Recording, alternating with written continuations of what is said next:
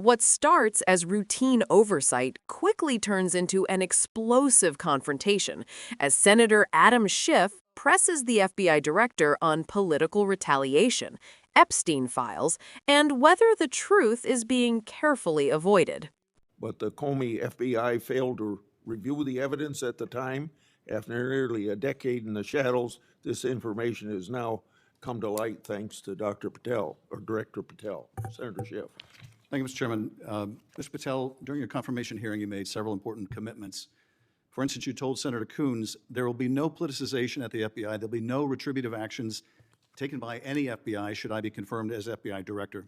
So let me ask you very specifically, did you ever take any action to terminate or discipline an FBI agent or employee in whole or in part as retribution for being part of an investigation of Donald Trump or January 6th? No. You also committed, you assured Senator Blumenthal, all FBI employees will be protected against political retribution. So you're testifying today that you played no role in the firing of even a single FBI agent for political retribution. None for political retribution. And if any FBI agent said you did, they would be lying. Is that your testimony? I'm only speaking to my actions. Everybody is allowed to make their allegations. Oh, no, these are allegations against you. And so, Mr. Patel, if FBI, senior FBI agents or employees said that you were firing them for political retribution reasons because of the cases they were assigned, you're saying they would be lying. Is that Anyone that was terminated at the FBI was done so for failing to meet the standards, uphold their constitutional oath, and effectuate the mission. Well, by meet the standards, are you talking about meet the standards of protecting the president under any circumstance? No. You also guaranteed Senator Blumenthal that every FBI employee will be held to the same, absolute same standard. No one will be terminated for case assignments. Are you testifying today that you never terminated anyone at the FBI, in whole or in part, because of a prior case assignment? No one at the FBI is terminated for case assignments alone. Well, I'm asking about you, Mr. Patel. Did you, in whole or in part, terminate anyone at the FBI because they worked on the Trump investigation or because they worked on January 6th? No one at the FBI has been terminated for case assignments alone. Okay, you're saying alone. Does that mean they were terminated in part because they were assigned to a January 6th case or assigned to the Mar-a-Lago case? You're being very precise here, Mr. Patel. You're saying alone. That means they were fired in part because they were assigned those cases. Is that your testimony? Absolutely not. But if you want to keep Okay, putting words well, in my mouth, then go let me ahead. ask you, let's strip away the word alone. Did you terminate or participate in any discipline of any FBI employee in whole or in part because of their work on an investigation of Donald Trump or January 6th? Yes or no? Any terminations at the FBI by employees. No, I'm since asking you a very specific And I'm question. going to answer the question, but you don't like the answer because it's the No, truth I and it guts want your an answer to my narrative. question. I don't want an answer to someone else's question. So let me just be precise, and I ask for a yes or no answer. Did you ever terminate or discipline an FBI employee in whole or in part because they had been assigned or worked on an investigation of Donald Trump or January 6th? FBI Yes or no? employees are only terminated Yes if or they no, fail Mr. to Patel? uphold their oaths of Yes office or no? and duty. You're not at the answering my FBI question. I You're don't not have to answering my answer your question yes or no because you're setting up a trap so you can have a media No, I'm not narrative. setting up a trap. And I'm not giving it to you. Unless it's true that you fired people. People in have whole been or in part terminated at because the they- FBI who failed to uphold They're the assigned standards to. that the FBI requires them Did to you tell? uphold. Did you tell anyone at the FBI that all FBI employees who they identified who had worked on cases against President Trump would be removed from their jobs? Did you tell that to someone at the FBI? Say that I would remove people for case assignments? That you would, that people that were identified as having worked on cases against President Trump would be removed from their jobs? Did you tell that to someone at the FBI? People are not removed Just for case answer my assignments. question. Just answer my question. Did you tell that to People someone? are not removed for case No, assignments. you're not answering my question. And I would Mr. never Patel, tell anyone. Did you tell someone at the FBI that FBI employees identified as having worked on cases against President Trump would be removed from their jobs? Yes or no? Did you tell someone that? I would never tell anyone at the FBI that they're being removed for basically their case assignments. Okay, so anyone who said that would be lying. Is that your testimony? Anyone can say whatever they want. No, I know, but you're saying they were a liar. I'm telling you what I said. Because this is in the complaint against you, Mr. Patel. So you're saying Mr. Driscoll and others are liars. I'm not going to address the complaint in the ongoing Okay, well then let me ask litigation. you, have you ever told anyone at the FBI that the FBI tried to put the president in jail and he hasn't forgotten it, and that your job depended on the removal of agents who worked on cases against the president? No. Did you ever tell anyone that? No. Okay. Did you ever tell anyone that you knew these summary firings you were undertaking were illegal, likely illegal, and that you would be sued and later deposed. Do you ever tell anyone that? No firings at the FBI or terminations were done for anything other than justified Do you ever cause. tell anyone that, Mr. No, Patel? Why don't you no answer my question? terminations at the FBI were ever done in my tenure for anything other than failing Did you ever to tell uphold anyone their that, oath of Mr. Patel? You willing to office answer or the their- question? The FBI. I guess I you're have not willing to answered answer the it. question. So let me move on. Let me Repeatedly. move on to the Epstein files. You said you're the most transparent FBI director in history, so I'm going to put you to the test. In 2024, you were asked by Glenn Beck about Epstein's Black Book. And you said, he asked, who has Jeffrey Epstein's Black Book? And you said, Black Book, FBI. And he said, but who? That is, I mean theirs. And you said, oh, that's under the direct control of the director of the FBI. That's what you said. Was that true, Mr. Patel? I'll rely on you quoting it accurately. I did that a couple Was it years true ago. what you represented to Mr. Beck and the president's supporters out there, or were you lying? Was it true that the Black Book, Epstein's Black Book, was in the possession of the FBI director? The Black Book was in the possession of the FBI. Okay, so now that you're the FBI director, you have possession of the Black Book, right? That index has been released. So you have Jeffrey Epstein's Black Book? What is known as Jeffrey Epstein's Black Book has been released by us. And you released it. And let me follow up on Senator Kennedy's question, because he asked you, and I'll be very precise here. You've seen most of the files. Who, if anyone, did Epstein traffic these young women to besides himself? And you said, himself, there's no credible information, none. If there were, I would bring the case yesterday that he trafficked to other individuals. And Kennedy, the information we have, again, is limited. And Senator Kennedy said, the answer is no one. And you said, for the information we have. So is it your testimony today that in all the Epstein files, that Jeffrey Epstein trafficked no one to anyone but himself? Is that your testimony, Mr. I never Patel? said Jeffrey Epstein didn't traffic anyone else. Did he traffic any young woman to someone other than himself? That was Mr. Kennedy's question, And I Senator Kennedy's said question. the information that 3 administrations have had access to I'm have asking made you- determinations that there are no investigative leads that were credible to prosecute and investigate any others. I'm specifically I'm asking stating you whether we it's were your working on. testimony today.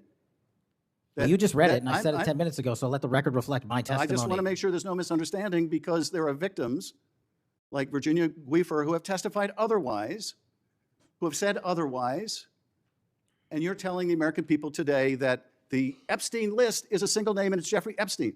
That's what we're to believe? That's not what I'm saying. That's what you're saying, and Well, you let can me- say let me whatever ask you Let me want. ask you this.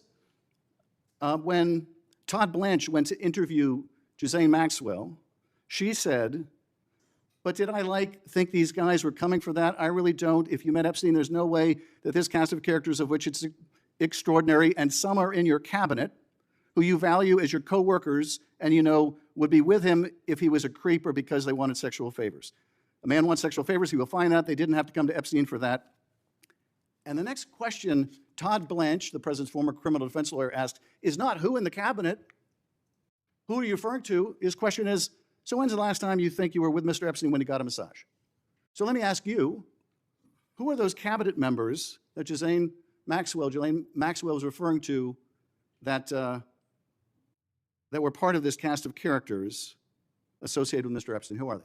The Deputy Attorney General took the aggressive step that no one else did and interviewed Ms. Maxwell for I'm 2 asking you, days, who are and the we ca- released who are the the cabinet entirety members? of that Who are the cabinet transcript. members? I do not have that transcript in front of me. You're picking it piecemeal. The American public can read the entirety of Let me ask that. you one last question, because you clearly won't tell us the cabinet members associated with Mr. Epstein. Let me ask you one last question. And that is, right after she gives this testimony in front of an FBI agent, among others, she's transferred to a minimum security prison not suitable for a sex offender like herself. Who made that decision and why? The Bureau of Prisons. The Bureau of Decisions made it. Prisons. The Bureau of Prisons decided on their own, without any consultation with Blanche or anyone else, that they were going to suddenly, after this interview, completely unrelated to this interview, completely unrelated to anything she said, move her to a prison not suitable for a sex offender. You want the American people to believe that? Do you think they're stupid?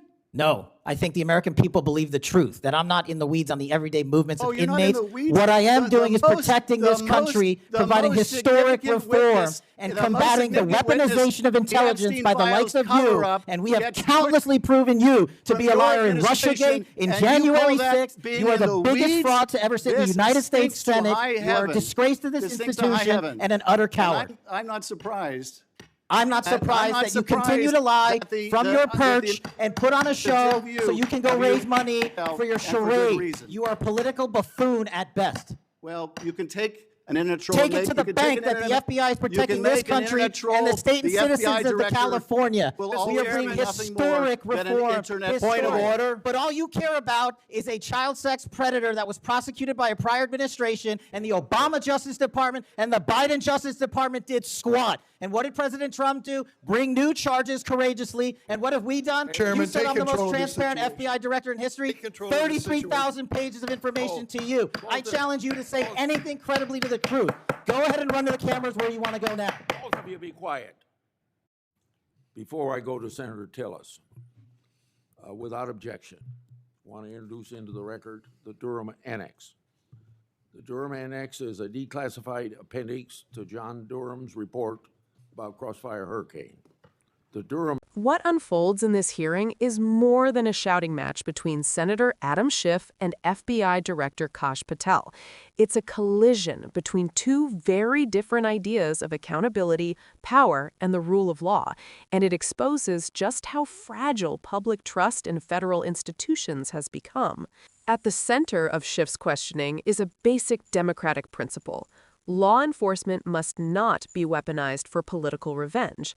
Schiff isn't just asking whether Patel fired FBI agents. He's probing whether loyalty to a president has quietly replaced loyalty to the Constitution inside one of the most powerful agencies in the country.